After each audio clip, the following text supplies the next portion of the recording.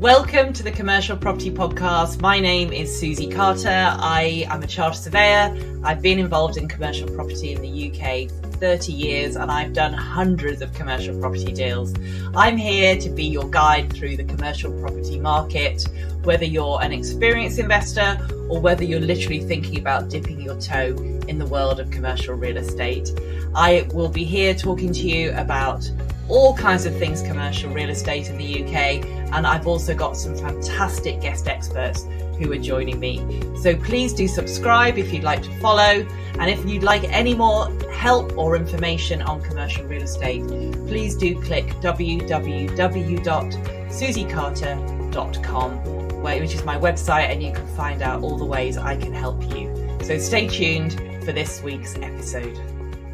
So welcome back, and today I have great pleasure in inviting my guest, who is Josh Munt from Insurance Desk. Thanks for joining us, Josh.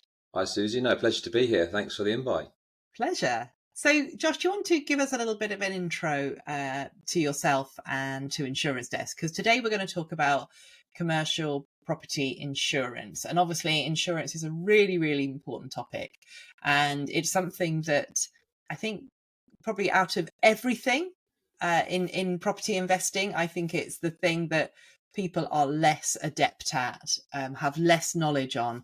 And so this is a really, really important episode from that point of view, because Josh is going to give us some really great tips and tricks as to kind of how you can insure your commercial property and make sure obviously that you're safe and properly covered. So yeah, Josh, do you want to do a quick intro to yourself and Insurance Desk? Yeah, absolutely. So I'm Josh from Insurance Desk Services. We've specialised in commercial insurance, very heavily involved in the property sector, and from there we've morphed into doing lots of construction, lots of products that are tailored for developers, contractors, and then all different types of commercial products that we can do. But today we're mainly focusing on property, and with property, it's quite diverse. Even though we are insuring, it simplified, it's bricks and mortar.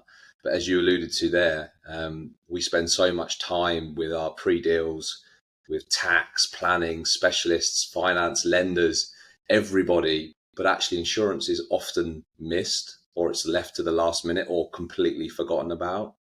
But it's the one part that can hold it all together if the worst does happen. So we often say if you don't focus on your insurance and the worst happens, then you've wasted so much time in doing all of your due diligence. So it's really, really important factor of the deal. Yeah, fantastic point. And I totally agree with you.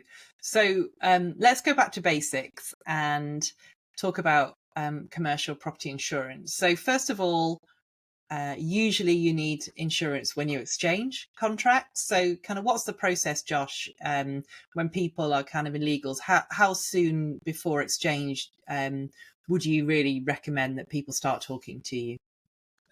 As early as possible, only because, again, the time is often more important than anything. It's something we don't have a lot of. And when you're getting to the very end of a deal, you've got your solicitors who will go, oh, your insurance is wrong. Or have you added these things that we need to the insurance? And you think, well, no, I haven't. And then it's really difficult to scramble around last minute. And it could cost lots of money in delays or just stress by moving the exchange on. So I always say once you've got your deal qualified, you're looking at your lending, you've got that accepted, start to engage with the broker at that point, especially if there's lenders. Because on commercial deals and commercial property, they tend to have quirky clauses, things such as co-insured, first loss payee, and they're not standard requirements that any insurer would like to add on.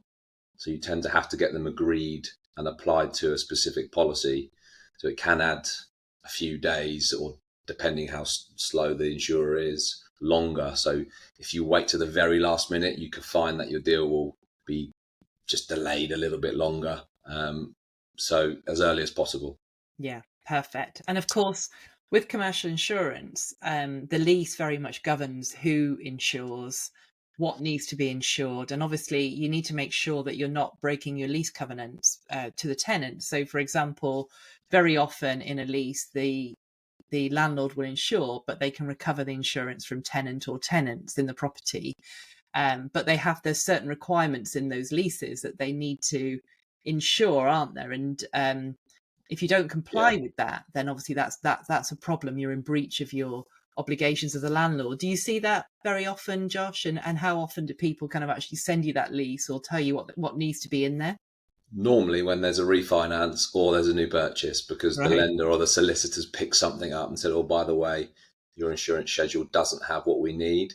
And it can be really strange requests. Sometimes you're looking at even the loss of rent cover. You might have that you're covering the rental income against damage such as fire, flood, escape of water, but they'll want it for up to 3 years. But you might only have it for standard 12 months, 1 year. So you might then need to change that. Also, terrorism cover, and lots of those first loss payee clauses start to tend to come in with solicitors and lenders. And then they'll check all the leases from top to bottom. So yeah, we do see it. Although the insurers don't want to see a copy of the lease, they don't talk to the lender or the solicitor. It's just you making sure that it's your property at the end of the day, that you've got all your ducks in a row. Yeah. So tell us, you mentioned about first loss. What was First it? loss payee. First loss P. Tell us what that is. So simplified, it's allowing the lender to start dictating claims payouts. So usually at a level over 50,000, that then the lender can get involved and start deciding and dictating what happens with the claims proceeds. Hmm. So insurers don't like it because it takes away that contract between them and the owner. It adds a lender into the contract.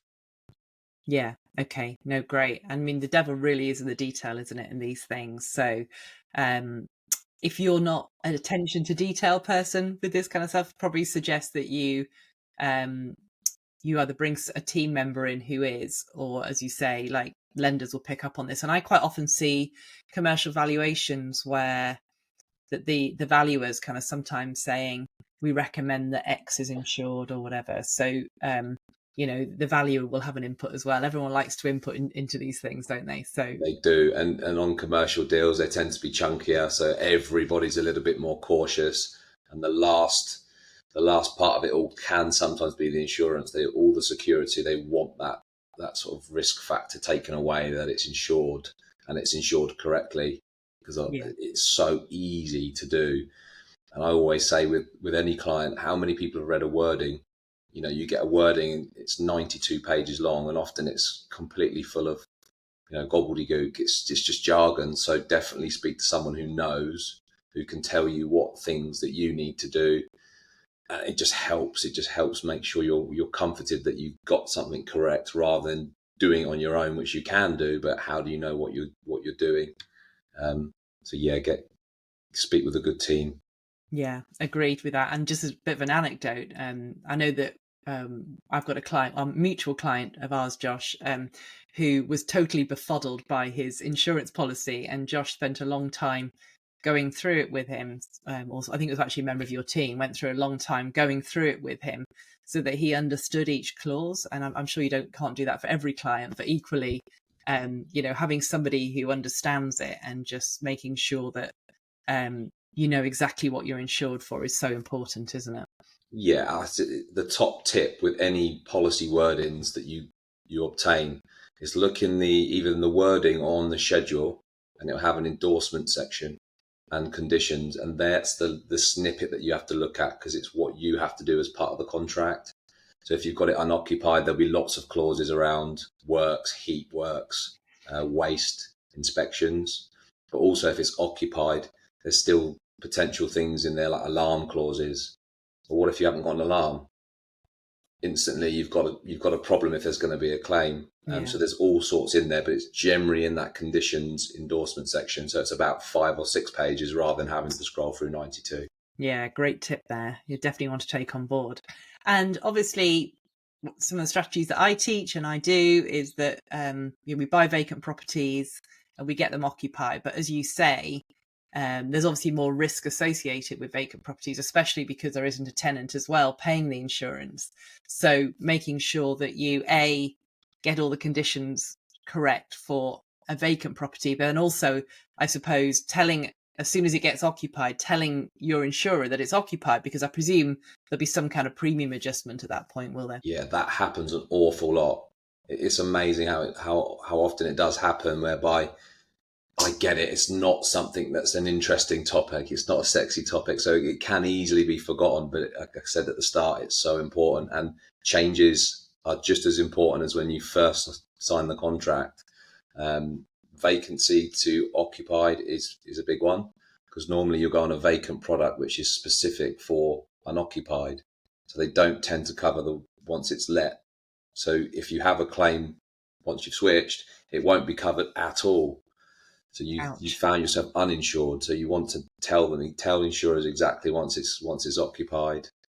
Some can switch, but even then you need to tell the insurer to switch the policy, and there will be generally a generous change in premium back to you as a refund, because occupied risks are much less risky to the insurer than an unoccupied one. Yeah, great tip that. Leaving money on the table, basically, if you don't tell your Giving insurer. money to insurers for nothing. That's Yeah. the worst thing we want to be doing. We want to make sure there's the whole point of it. It pays out at the end, doesn't it? So Exactly. yeah, Yeah, there's no, lots of, nobody wants to be giving unnecessary money to insurers. So exactly. yeah, yeah, no, great tip. Okay, great. So yeah, we've got and also while we're talking about the lease, I guess. So say you've got a retail unit, there's very often you need to see the tenant's insurance as well, because they will sometimes they, for example, have an obligation, if it's a retail unit, to insure the plate glass in a retail unit, whereas you as landlord don't have the obligation to do that. It's in the lease. So this is why the lease is so important. We go back to the lease with everything. And Josh, I presume you're kind of giving money away if you insure the plate glass, because you don't have to do that. But B, I presume you need to get that insurance policy checked to the tenants to make sure that they're insuring it properly.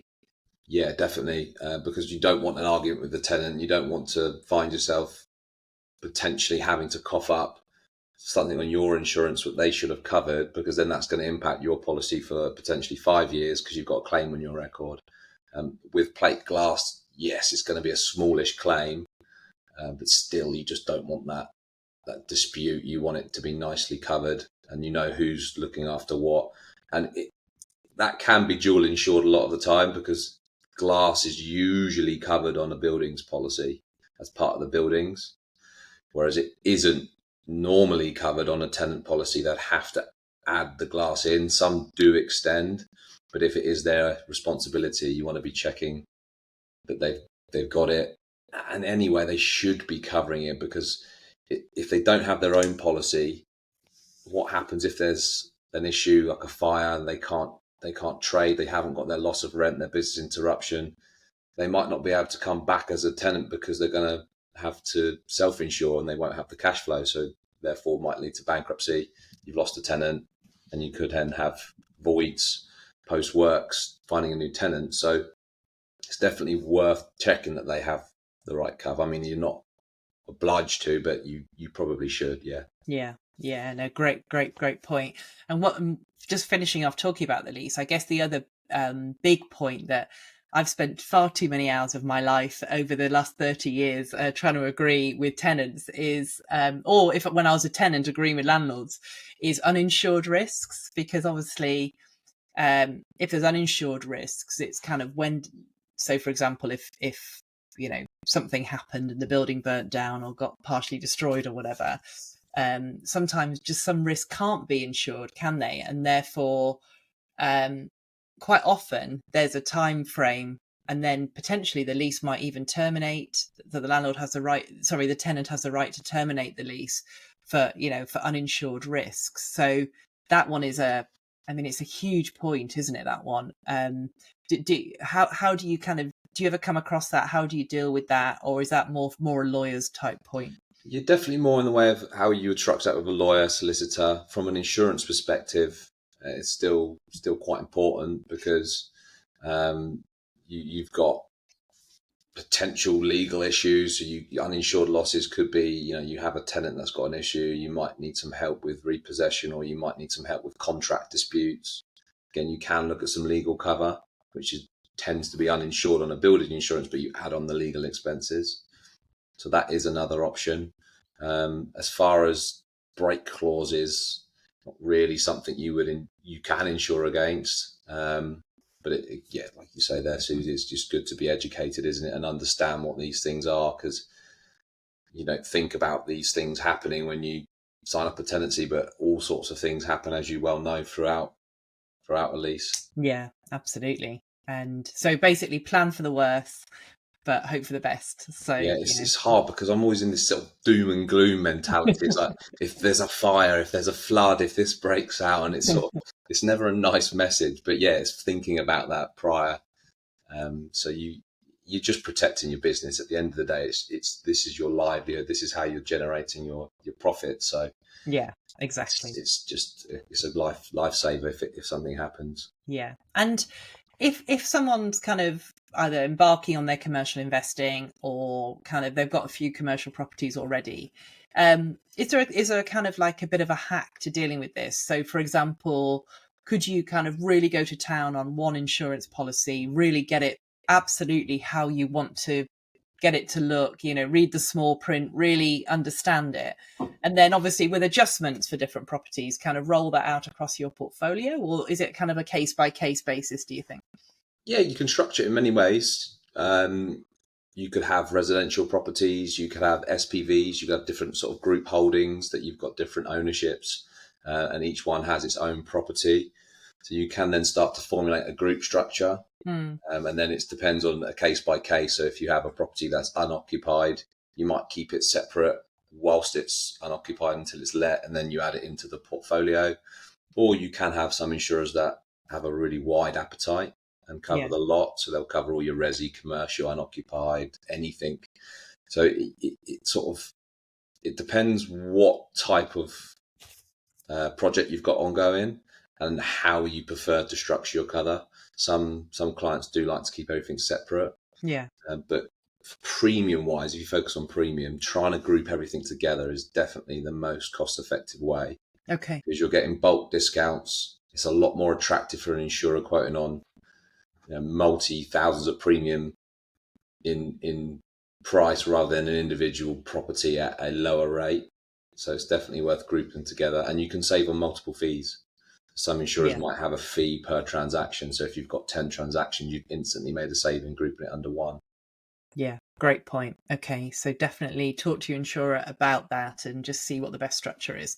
So Yep. we were talking before we came on air, Josh, about some of the hot topics in insurance at the moment. And one that you were really keen to have a chat about is reinstatement values. Do you want to kind of tell us a little bit about that?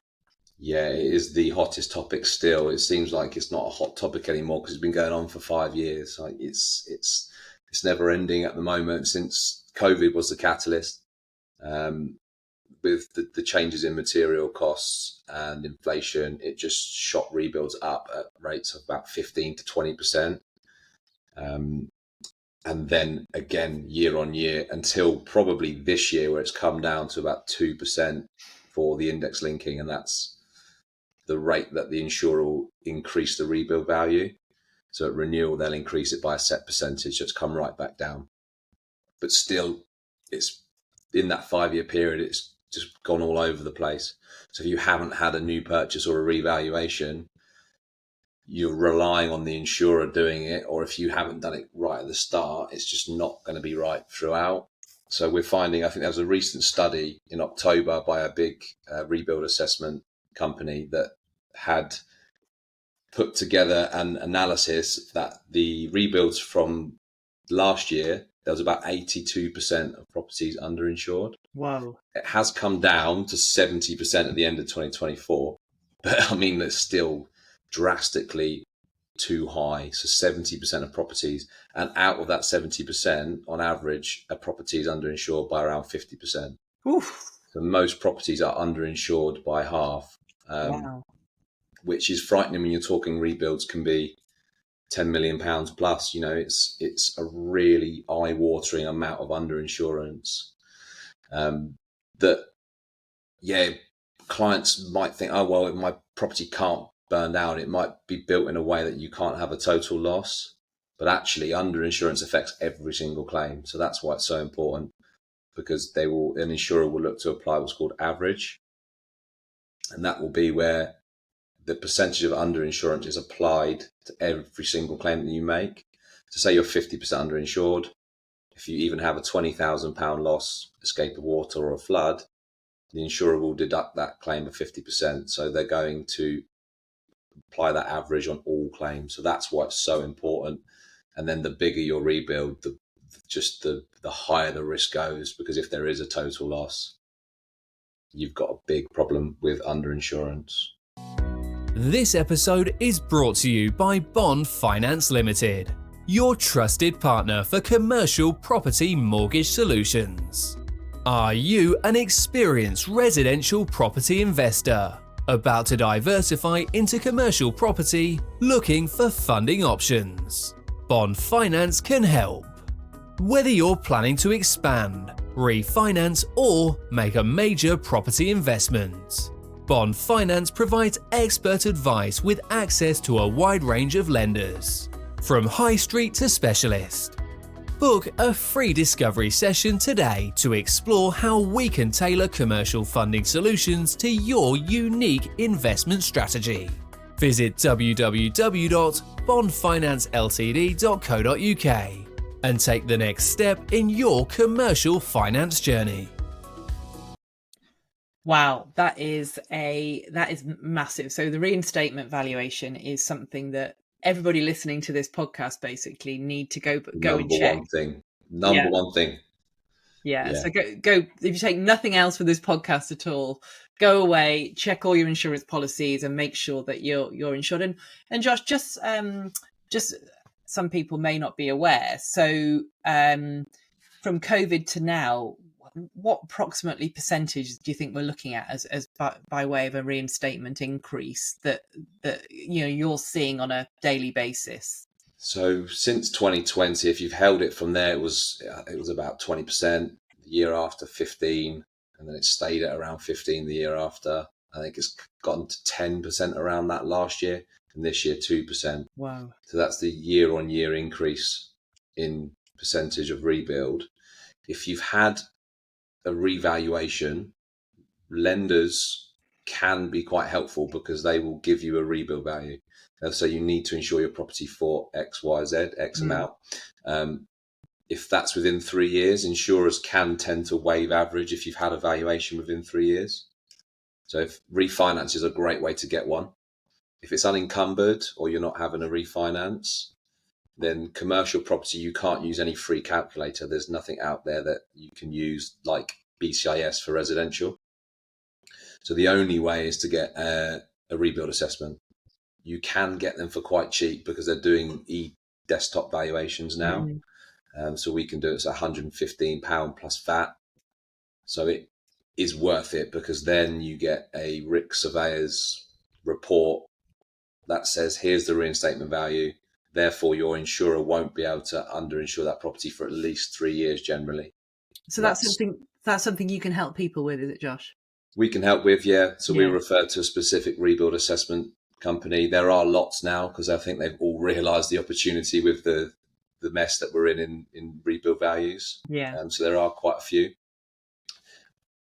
Even then, there's a problem with one surveyor doing it this amount, another one doing it this amount. So it is next to impossible to say who's the right one.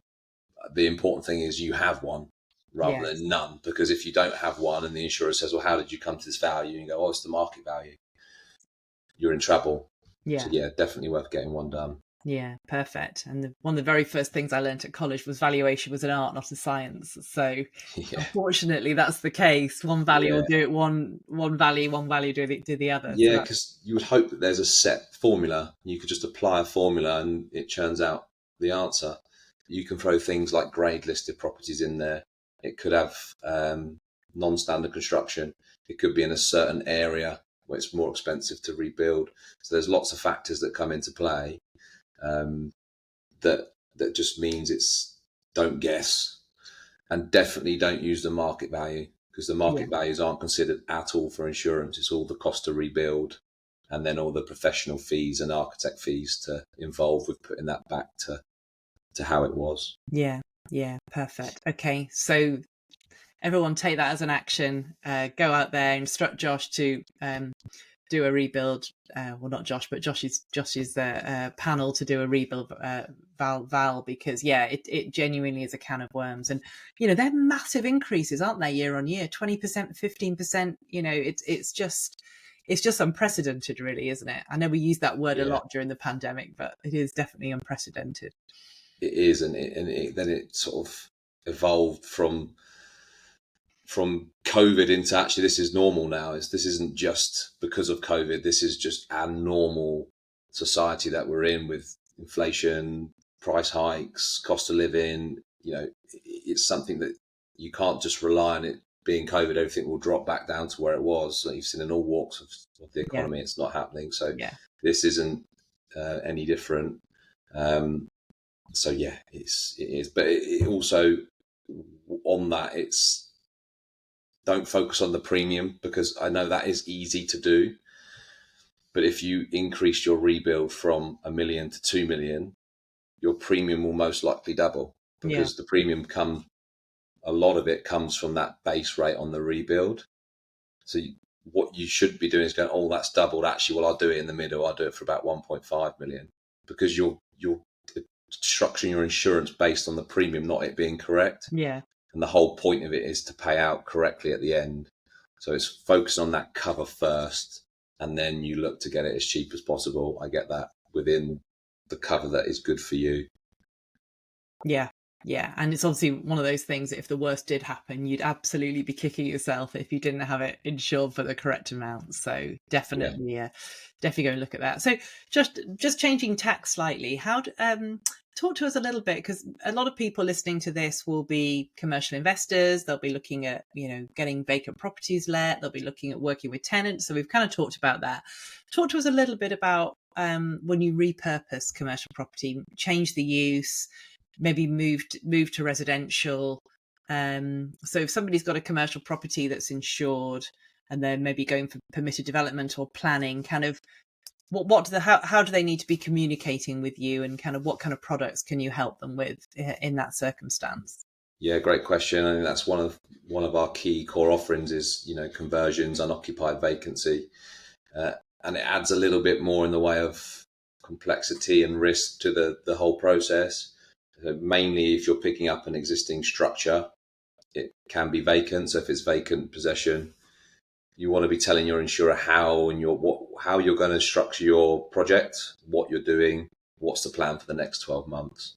So generally, it's going to have some works ongoing. So you want to be telling them if planning hasn't been approved, because again, that's a key material fact. Insurers don't like it if planning's been refused or if it's been objected to, because they have had risks in the past where there's issues because the easiest is just to get rid of the property. They do all ways to get rid of it. So you want to be telling your insurer your plans, and then you're structuring a buildings policy around it being vacant, undergoing works. At the same time, before works start, you do want to be potentially looking at structural warranties and professional consultancy certificates. The latter might not always be accepted by the buyer, the buyers, solicitors, when you come to sell the units, or if you hold the units, you could have a problem if you're refinancing. They might want to see a 10-year structural warranty.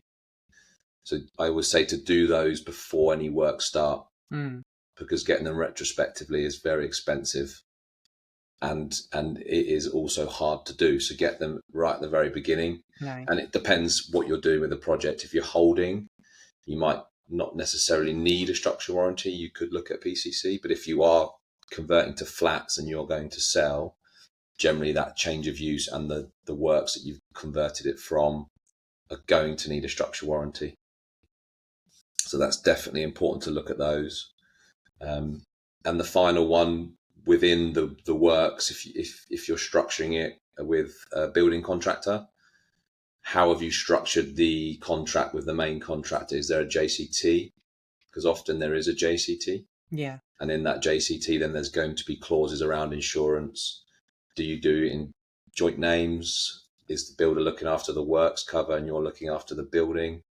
And it gets quite complex on how you need to do it and how you probably should do it when there is works ongoing. But that is probably a whole topic on itself. So I don't know how deep you want me to go into it. But what we have put together is a little development checklist, which is quite helpful. It's got the different points of cover, when and where you should be thinking about it, so you can tick it off as you go.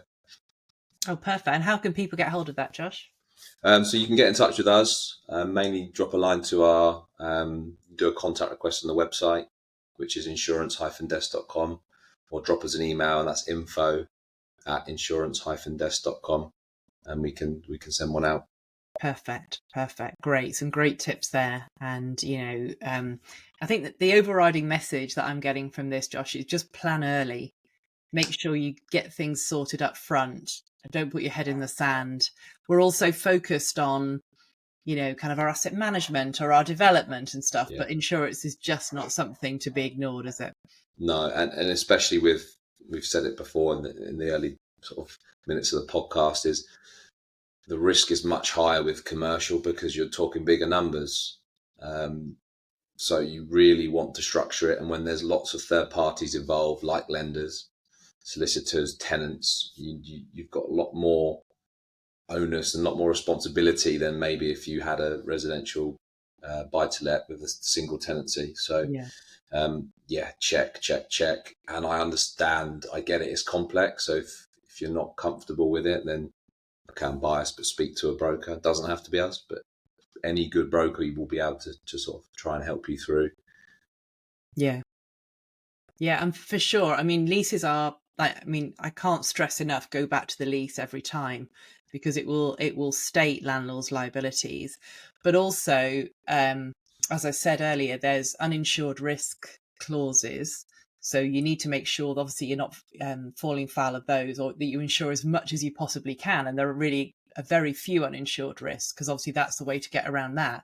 But also, if a property can't be or isn't rebuilt within 3 years, very often tenants can just walk away and in a lease. And so obviously it's really, if you're in dispute with an insurance company for a year and a half and it takes 2 years to rebuild the property, then obviously a tenant then has a get out clause, because they can walk away off the back of that. And that's all your value gone, because obviously all your value is based around tenants and leases and rent. So it might seem an onerous task to go through this stuff to begin with, but it's so important, isn't it? It is, but it's so easily missed as well. So even on that topic of rent, you can insure for loss of rent for up to 3 years, but standard is 12 months.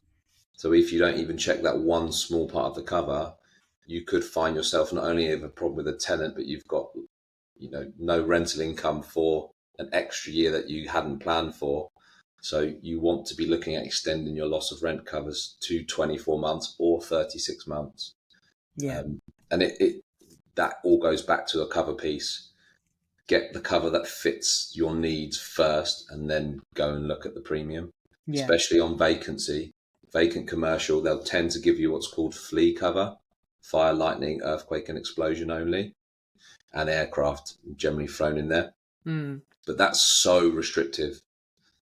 So that in the UK is pretty much a fire policy, because lightning, earthquake, aircraft aren't, could happen, I suppose, but it's very, very unlikely. So if you're worried about flood, malicious damage, storm, then you want to look at wider perils whilst it's vacant, and that's more expensive. But if that's what you're wanting to be covered, focus on getting that done and then get it to as low as possible. So especially cover is worth checking. And flood, that's an important point. So obviously if something's in a floodplain, or if there's a especially high flood risk, I presume that's just going to increase the premium. But are there cases where you can't get insurance at all? There's some cases where the postcodes are so highly rated for risk that all buildings insurers will not give you flood cover. That can happen. There's still specialist policies. So we've got a couple of specialist policies that we can look at for flood only. Okay. And we've used those where the properties have flooded maybe 3 or 4 times. It's still in a high risk zone. So there's always a way. It just can be a lot more costly if you need to have flood cover. But again, that could be a requirement of your lending. You have to have flood cover regardless of what you think the flood risk is. It's in the T's and C's, so you have to go and get it. So if it is one of those that the insurers are coming up with a really high risk rating, then yeah, we can look at specialist flood only policies to protect that, to keep the lenders happy as well.